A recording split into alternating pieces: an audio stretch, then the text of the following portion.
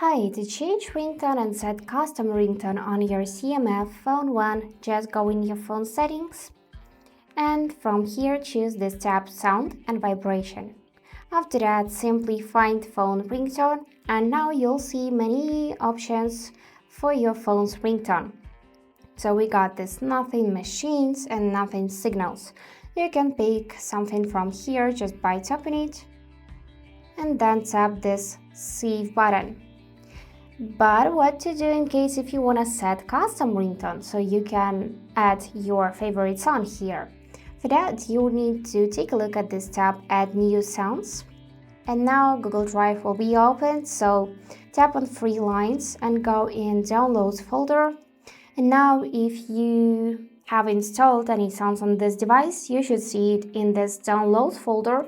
So you can select it and then don't forget to tap it again to set as your ringtone and tap this save button. And now if you can see the name of your song under phone ringtone, then everything is set correctly.